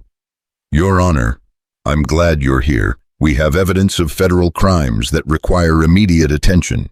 "Yes, so I've been told, though I'm also hearing that you're harboring a fugitive from justice and conspiring with hostile Indians." Whitmore's tone was carefully neutral, giving no indication of which version he believed. Victoria stepped forward, the leather portfolio in her hands. "Your Honor, my name is Victoria Thornton. I believe you've heard certain allegations about me, but I ask that you examine the evidence before reaching any conclusions." Whitmore studied her face for a long moment. "Mrs. Thornton, there are warrants for your arrest in 3 territories. Serious charges including murder, theft, and sedition. All lies manufactured by Marcus Sterling to prevent the truth from coming to light." Victoria spread the documents on the ground before the judge. "My husband died investigating Sterling's corruption. This is the evidence he gathered along with additional proof we've obtained of violations of federal treaties and environmental crimes." Judge Whitmore knelt to examine the papers, his expression growing darker with each page he read. The other men gathered around, their faces reflecting similar shock and outrage as the scope of Sterling's crimes became apparent. "Dear God," Dr. Harrison muttered. "He's been poisoning the water supply for years." "Not just poisoning it," Cheyenne interjected. "Stealing it, draining sources that have sustained life in this territory since before white men came." Judge Whitmore looked up at the Apache elder with surprise. "And you are Cheyenne Wolf, guardian of the sacred waters. What Sterling has done violates not only your laws, but treaties signed by your great father in Washington." "These photographs," Whitmore said, studying the images of drilling equipment in the mother pool chamber, "how do I know they're authentic?" "Because I can take you there," Cheyenne replied simply. "But not today. Sterling's men still search the canyons, and the way is dangerous for those who don't know the paths." The sound of many horses approaching at speed interrupted their conference. Tom grabbed his rifle, recognizing the disciplined formation of riders cresting the nearby ridge. "Sterling," he said grimly. "Looks like he found us after all." But as the riders drew closer, Victoria could see these weren't Sterling's hired guns. They wore the uniforms of federal marshals, led by a man whose badge caught the afternoon sun. "Marshal Bradley," Judge Whitmore called out in recognition. "What brings you to this remote corner of Montana?" Marshal Bradley dismounted, his face grave. "Judge Whitmore, I have warrants for the arrest of Victoria Thornton and Thomas McGrady. They're wanted in connection with the murder of James Thornton and the theft of government documents." "Whose warrants?" Whitmore asked sharply. "Federal warrants issued by Judge Hamilton in Denver on the testimony of Marcus Sterling." Victoria felt her heart sink. Judge Hamilton was one of the men her husband had suspected of corruption, though he'd never been able to prove it. Now it seemed Sterling's influence reached even to the federal bench. "Marshal," Judge Whitmore said carefully, "I think you should examine this evidence before making any arrests." "I'm not here to examine evidence, Judge. I'm here to enforce federal warrants. And I'm here to ensure that justice is served," Whitmore replied with steel in his voice. "As a federal judge, I have the authority to review these warrants and the evidence that supports them." The confrontation between the two federal officials crackled with tension. Bradley clearly had his orders, but Whitmore's authority was equal, if not superior. Victoria found herself holding her breath, knowing that the next few moments would determine whether the truth ever saw daylight. "Very well," Bradley said finally, "but I want it understood that these people remain in my custody while you conduct your review." "Agreed, but they remain free to speak and present evidence until I've reached a decision." For the next hour, Victoria laid out the full scope of Sterling's crimes, while Judge Whitmore asked pointed questions and examined every document with legal precision. The federal marshals maintained their watchful positions, but several of them showed signs of doubt as the evidence mounted. "Mrs. Thornton," Whitmore said finally, "these documents certainly suggest a pattern of corruption, but they don't directly exonerate you of the charges against you." Victoria's heart sank, but Tom stepped forward. "Judge, I've known this woman for less than a week, but I've seen her character under pressure. She's risked her life repeatedly to see justice done, not to cover up crimes. And I've seen her courage in the face of impossible odds," Cheyenne added. "The spirits do not guide the steps of the guilty." Sheriff Jenkins cleared his throat. "Your Honor, in my professional opinion, Mrs. Thornton is the victim here, not the perpetrator. Sterling's been using his influence to manufacture evidence and buy cooperation." Judge Whitmore was quiet for a long moment, weighing the evidence against the political pressures he knew would follow any decision he made. Finally, he stood and addressed Marshal Bradley. "Marshal, I'm ordering the immediate suspension of these warrants, pending a full federal investigation into the allegations presented here. Furthermore, I'm placing Marcus Sterling under federal protection custody for his own safety while we sort this out." "Judge, I don't have the authority. I'm giving you the authority. And I want a full company of federal marshals assigned to this case. If even half of what we've heard today is true, we're dealing with corruption that reaches to the highest levels of government. One of the marshals who had been listening to the testimony stepped forward. Judge Whitmore, there's something you should know.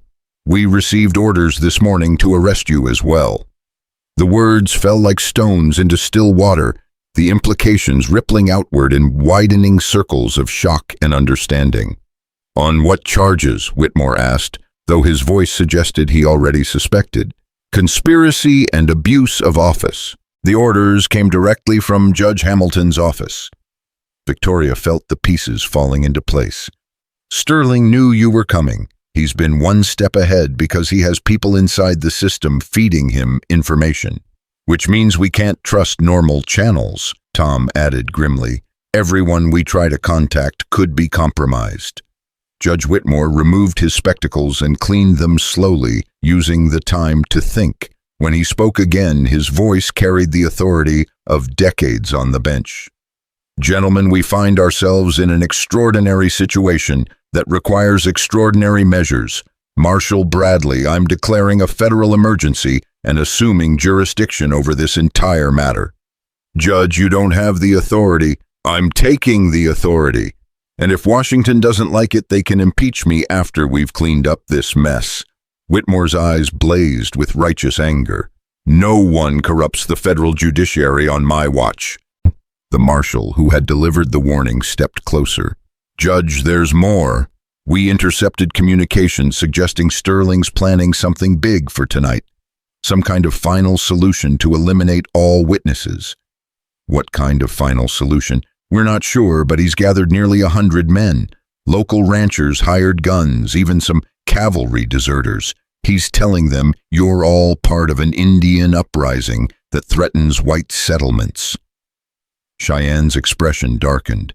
He seeks to turn your people against mine, to use old fears as weapons.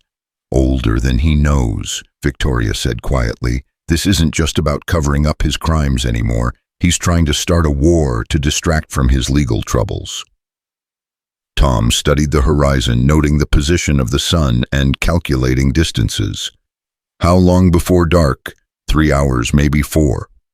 Not enough time to reach safety even if we knew where safety was. Tom's mind was working furiously, considering options and rejecting most of them. We need to change the game entirely. What do you mean? Victoria asked. Sterling's counting on us running hiding, trying to survive until we can get the evidence to someone who'll act on it. But what if we don't run? What if we bring the fight to him? Sheriff Jenkins looked up sharply. You're talking about walking into the middle of 100 armed men. I'm talking about forcing Sterling to show his true colors in front of witnesses who can't be bought or intimidated. Tom gestured toward the federal marshals. These men took an oath to uphold the law. If they see Sterling for what he really is, they'll arrest him regardless of whatever orders they're carrying. Marshal Bradley finished, understanding dawning in his eyes. Judge Whitmore nodded slowly. It's risky, but it might work. Sterling's been hiding behind a facade of respectability. Strip that away, force him to act like the criminal he is, and even his bought judges will have trouble protecting him. There's just one problem, Victoria pointed out. How do we get close enough to Sterling to force that confrontation without getting shot? Cheyenne smiled, and for the first time since she'd met him, Victoria saw something almost predatory in the old Apache's expression. Leave that to me. I know these canyons better than any white man, and my warriors are already in position. In position for what? To deliver a message that Marcus Sterling will never forget. As the sun began its descent toward the western mountains, the unlikely alliance made their final preparations. Judge Whitmore drafted urgent telegrams to every honest official he could think of, while the federal marshals checked their weapons and prepared for a confrontation that could determine the future of justice in the territory. Victoria secured the precious documents in a waterproof pouch, knowing that everything they had fought for came down to keeping that evidence safe. Tom cleaned his rifle with the methodical care of a soldier preparing for battle, while Cheyenne spoke quietly with his warriors in their native tongue. Are you ready for this? Tom asked Victoria, as they prepared to move out. She looked at him, this man who had opened his home to a stranger who had risked everything for a cause that wasn't originally his fight, and felt something shift in her chest. For months after James's death, she had felt nothing but cold determination and grief. But now, looking into Tom's gray eyes, she felt something else stirring. "I'm ready," she said, and meant it. "Whatever happens tonight, at least, we'll face it together." "Together," he agreed, and the word carried promise that went far beyond the coming battle. As they rode toward their confrontation with Sterling and his assembled army, none of them spoke of what they all knew, that before the sun rose again, some of them would likely be dead. But they also knew they were fighting for something worth dying for: the truth, justice, and the right of honest people to live free from the corruption of those who would trade honor for gold. Behind them, the sacred waters of the Mother Pool continued their ancient flow, carrying life to the desert, as they had for countless generations. And somewhere in those flowing depths, the spirits of the land itself seemed to whisper approval of what was to come. Sterling's empire was about to crumble, brought down not by armies or politics, but by the simple courage of people who refused to be broken. The reckoning had begun, and before it ended, the truth would finally see the light. In the distance, smoke rose from Sterling's camp, where 100 men prepared for what their leader had told them would be a righteous battle against savage Indians and their white accomplices. They had no idea they were about to face something far more dangerous than warriors or outlaws. They were about to face the wrath of justice itself. As the first stars appeared in the darkening sky, the final act of the drama began to unfold. Victory would go not to the strongest or the most ruthless, but to those who held fast to the truth, when all the world seemed arrayed against them. And in that truth, Tom McGrady would finally find something worth more than solitude. Victoria Thornton would find justice for her murdered husband, and the sacred waters would flow clean and free once more. The Virgin Rancher's long loneliness was about to end, but not in any way he could have imagined when a mysterious woman first appeared at his door in the midst of a storm. Sometimes the greatest battles were fought not with guns, but with courage, and sometimes the greatest victories were measured not in territory taken, but in honor preserved. The reckoning was at hand. The reckoning was at hand, and as darkness settled over the Montana wilderness, Sterling's camp blazed with torches and the angry voices of men who believed they were fighting for civilization itself.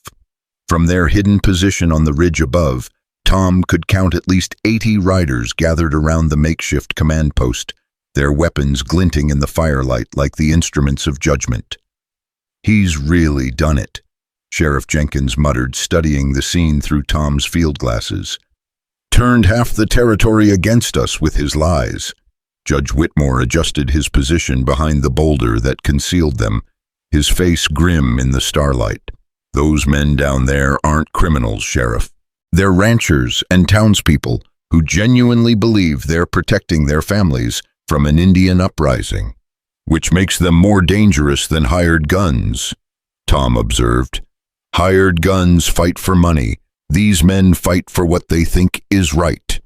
Victoria winced as she shifted her weight, her injured ankle throbbing despite Cheyenne's herbal poultice. "How do we reach them without getting shot? The moment they see us, they'll open fire." Cheyenne emerged from the shadows like a ghost, his painted face barely visible in the darkness. "My warriors are in position around the camp. When I give the signal, they will create enough confusion for us to reach Sterling himself." "And then what?" Marshal Bradley asked. He'd been largely silent since Judge Whitmore had assumed authority, but his hand rested on his weapon with professional readiness. "Then we force Sterling to show his true nature," Tom replied, "in front of witnesses who can't be bought." The plan was desperate, born of necessity rather than tactical wisdom. But as Tom watched the scene below, he realized it might be their only chance. Sterling had positioned himself at the center of the camp, surrounded by local leaders who hung on his every word. If they could reach him, force him to reveal his criminal nature in front of those honest men, the whole edifice of lies might crumble. There, Victoria pointed to a figure near Sterling's tent. That's Mayor Collins from Millerville. If he sees the evidence, hears the truth directly from Sterling. He's an honest man, Jenkins confirmed. Stubborn as a mule, but honest. If we can get him to listen. Cheyenne raised his hand, silencing their whispered conversation. It begins now. The old Apache produced a bone whistle from his belt and sounded 3 low notes that seemed to blend with the night wind. From around the camp's perimeter came answering calls, owl hoots and coyote howls that the white men below dismissed as natural sounds. Give them 5 minutes to get into position, Cheyenne said. Then we go. Victoria checked the waterproof pouch containing the documents one final time. Everything they'd fought for, everything James had died for, would come down to the next hour. She looked at Tom, seeing her own fears and determination reflected in his weathered face. Whatever happens, she said quietly, I want you to know that meeting you has changed everything for me. You've given me hope when I thought there was none left.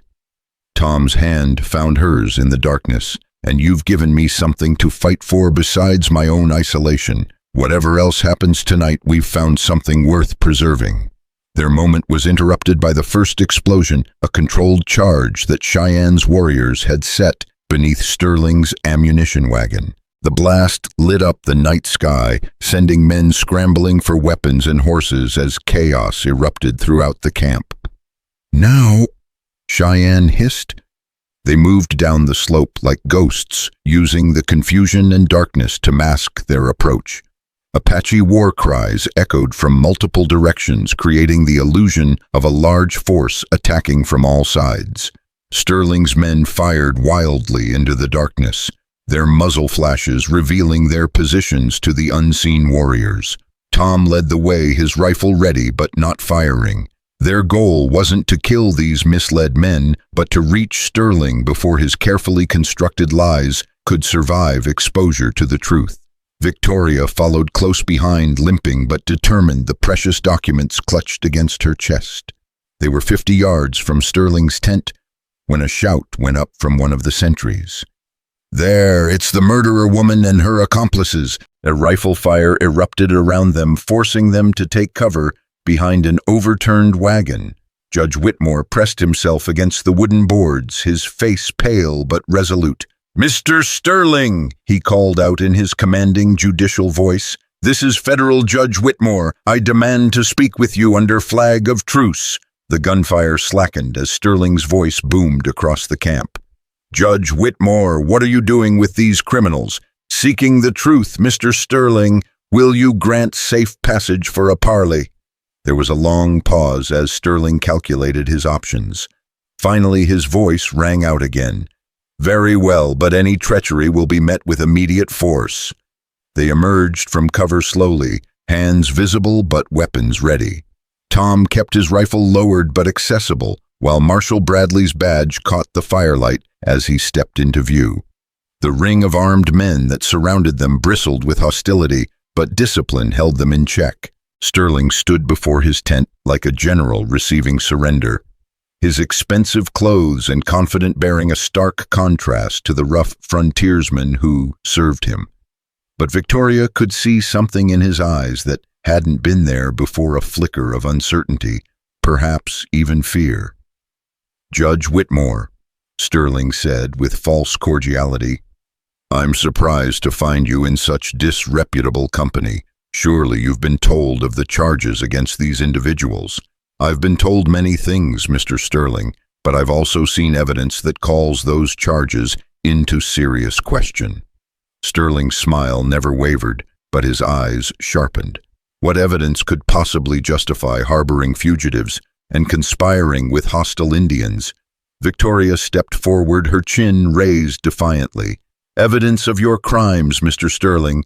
Evidence my husband died to gather. Your husband died of a weak heart brought on by guilt over his embezzlement schemes, Sterling replied smoothly. A tragedy, but hardly grounds for the wild accusations you've been spreading. Is that so? Victoria opened the waterproof pouch and withdrew a photograph, one of the images they'd taken in the mother pool chamber. Then perhaps you can explain this. She held up the photograph, and even in the flickering torchlight, the drilling equipment was clearly visible. Several of the local men pressed closer, their expressions shifting from hostility to confusion. "What is it?" Mayor Collins asked, squinting at the image. "It's proof that Mr. Sterling has been illegally drilling into sacred Apache water sources," Victoria replied. "Stealing water that belongs to the tribe under federal treaty poisoning streams that have run clean for 1,000 years. Sterling's composure cracked slightly. "That photograph could have been taken anywhere. It proves nothing." Cheyenne stepped into the circle of light, his painted face causing several men to reach for their weapons. "It was taken in the sacred chamber of the Mother Pool White Man, the place where you have been stealing the lifeblood of the earth." "The ravings of a savage," Sterling said dismissively, but sweat beaded on his forehead despite the cool night air. Judge Whitmore examined the photograph, then looked up at Sterling with judicial authority. "Mr. Sterling, these are serious allegations. I think we need to examine all the evidence before—" "There is no evidence." Sterling's voice rose, his careful facade beginning to crack. "This is all fabrication designed to destroy a legitimate businessman." "Then you won't mind if we examine your drilling records?" Victoria said, producing another document. "Or perhaps you'd like to explain these chemical analysis reports showing contamination of tribal water sources." The circle of armed men was growing restless, their loyalty to Sterling wavering as they saw evidence they couldn't dismiss. Mayor Collins stepped closer to examine the documents, his face growing darker with each revelation. "Marcus," he said slowly, "is this true? Have you been poisoning the water supply?" "Collins, you've known me for 15 years. Sterling replied, desperation creeping into his voice. "Would I do such a thing? I'm beginning to wonder what I really know about you," Collins replied grimly.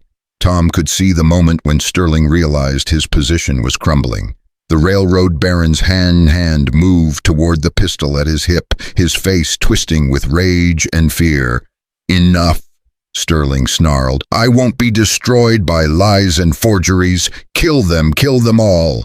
The order hung in the air like poison, revealing Sterling's true nature to men who had followed him believing they served justice. Several of the armed men stepped back, their weapons lowering as they realized they'd been deceived. "Mr. Sterling," Judge Whitmore said with cold authority, "you've just ordered the murder of federal officers and civilians. I hereby place you under arrest for conspiracy, sedition, and violation of federal law."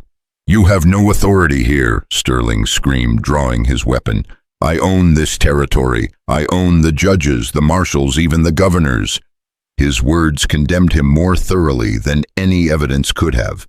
The assembled ranchers and townspeople stared in shock as the man they'd trusted revealed himself as a monster willing to murder anyone who threatened his empire. Marshal Bradley drew his own weapon with practiced speed. "Marcus Sterling, you're under arrest. Drop your weapon now." Instead of surrendering, Sterling fired wildly, his shot going wide but triggering a general eruption of gunfire as confusion swept through the camp. Some men fired at shadows, others held their weapons, but didn't shoot, uncertain who were enemies and who were allies. Tom tackled Victoria to the ground as bullets whined overhead, his body shielding hers from the chaos. Around them, Cheyenne's warriors materialized from the darkness, their war cries adding to the pandemonium as they moved through Sterling's forces like ghosts. "The documents!" Victoria gasped, scrambling to gather the scattered papers that had spilled from her pouch. Tom helped her collect the precious evidence while Judge Whitmore and Marshal Bradley sought cover behind Sterling's overturned table. The federal judge's voice rang out above the gunfire, commanding and unmistakable. "Cease fire! I order you to cease fire! This man is a federal prisoner." Gradually, the shooting died down as local leaders like Mayor Collins began asserting control over their men. The revelation of Sterling's true nature had shattered his coalition, turning former allies into accusers. "Where is he?" Marshal Bradley demanded, scanning the camp for their primary target. There, Sheriff Jenkins pointed toward the horse lines where a lone figure was mounting a fast horse. Sterling had abandoned his men and was fleeing into the darkness, leaving behind the empire he'd built on lies and corruption. "Let him go," Judge Whitmore said grimly. "He's finished whether we catch him tonight or not. Once this evidence reaches Washington, every honest official in the territory will be hunting him." Tom helped Victoria to her feet, noting with concern that her injured ankle was worse than before. "Can you walk? I can do whatever I need to do," she replied with determination, though he could see the pain in her eyes. Around them, the camp was slowly returning to order as the truth spread from man to man. The photographs, documents, and chemical analyses that Victoria had risked her life to preserve were being examined by increasingly outraged citizens who realized how thoroughly they'd been deceived. "Gentlemen," Judge Whitmore addressed the assembled crowd, his voice carrying the authority of decades on the bench. "You've been witness tonight to the exposure of one of the most extensive criminal conspirations in territorial history. Marcus Sterling has violated federal law, tribal treaties, and basic human decency in his pursuit of profit." Mayor Collins stepped forward, his face flushed with embarrassment and anger. "Judge Whitmore, on behalf of the citizens of Millerville, I want to apologize. We were deceived by a master manipulator who played on our fears and prejudices. The important thing is that the truth has come to light," the judge replied. "Now we must ensure that justice is served." Cheyenne approached the group, his painted face solemn in the torchlight. "The sacred waters will flow clean again. Sterling's poison can be purged, but it will take time." "How much time?" Victoria asked. "Years, perhaps. But the earth is patient, and the spirits are forgiving of those who repent their errors." As dawn approached, the full scope of Sterling's crimes became clear. His abandoned camp yielded correspondence with corrupt officials, financial records showing massive fraud, and detailed plans for expanding his water theft operation across the entire Southwest. "This is enough to bring down dozens of politicians and businessmen," Judge Whitmore observed, reviewing the captured documents. "Sterling's network of corruption reaches all the way to Washington." "What happens now?" Tom asked. "Now we ensure that justice is served," the judge replied firmly. "I'll be sending telegrams to every honest official I know, demanding immediate federal investigation. Sterling's running days are numbered." Victoria sat on a supply crate, exhaustion finally claiming her as the adrenaline of the night's events wore off. Tom settled beside her, his presence a comforting warmth in the cool pre-dawn air. "It's over," she said quietly. "James can finally rest in peace." "Is it over for you?" Tom asked, his voice carefully neutral. Victoria looked at him, seeing something in his gray eyes that made her heart race. "What do you mean?" "I mean you've accomplished what you set out to do. Sterling's finished, the evidence is in the right hands. Your husband's murder has been avenged.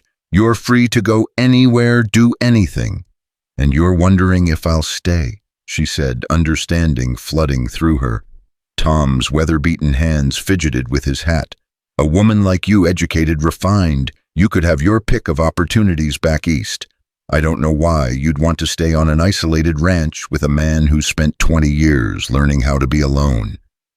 Victoria reached out and took his hands in hers, feeling the calluses and scars that spoke of a lifetime of honest work. "Because in the past week I've learned something I never expected to discover again." "What's that?" "How to feel alive. How to hope for a future instead of just surviving each day." She looked into his eyes, seeing her own emotions reflected there. "Tom McGrady, are you asking me to stay? I'm asking if you'd consider making a new life with a man who's forgotten how to court a lady properly, who can offer you nothing but hard work and simple pleasures, but who loves you more than he ever thought possible." The words hung between them like a bridge waiting to be crossed. Around them the camp was stirring as men prepared to return to their homes and families. But Victoria was aware only of the man beside her and the choice that would define the rest of her life. "James and I had a good marriage," she said slowly, "but it was built on shared ideals and mutual respect. What I feel for you is different. It's wilder, more dangerous, more alive." "Is that good or bad?" Victoria smiled, and Tom realized it was the first time he'd seen her truly happy since they'd met. "It's perfect. It's exactly what I need." 6 months later, the autumn rains finally came to Montana, ending the drought that had plagued the territory for 3 years. The mother pool flowed clear and strong again, its sacred waters sustaining life as they had for countless generations. Marcus Sterling had been captured in Mexico and extradited to face federal charges. His network of corruption had been exposed and dismantled, with dozens of officials facing prosecution. The evidence Victoria had died to preserve had accomplished everything James had hoped for and more. On Broken Creek Ranch, Tom McGrady stood on his porch, watching his wife tend the garden she'd planted beside the house. Victoria had thrown herself into ranch life with the same determination she'd shown in pursuing justice, learning to ride to cook over a wood stove, to read the weather signs that meant the difference between prosperity and hardship. "Penny for your thoughts," she said, joining him on the porch with 2 cups of coffee. "Just thinking how much has changed since that night you showed up half dead in my yard." "Are you sorry?" Tom put his arm around her waist, pulling her close. "Only sorry it took 50 years for me to find you. And I'm sorry it took tragedy to bring us together, but I'm not sorry about anything that's happened since." They stood together, watching the sunset paint the mountains in shades of gold and crimson, 2 people who had found love in the most unlikely circumstances. The virgin rancher was a virgin no more, and the widow from Boston had discovered that sometimes the best way to honor the past was to embrace the future. In the distance, thunder rumbled across the sky, promising more rain for the thirsty land. The sacred waters would flow, the earth would heal, and justice would prevail. Some stories ended with tragedy, but this one ended with hope, love, and the promise of new beginnings. The Widowmaker had finally found something worth living for, and the woman who had brought truth to light had found a place where she truly belonged. Together they would face whatever storms the future might bring, partners in both land and life. The reckoning was complete, and love had triumphed over loneliness at last.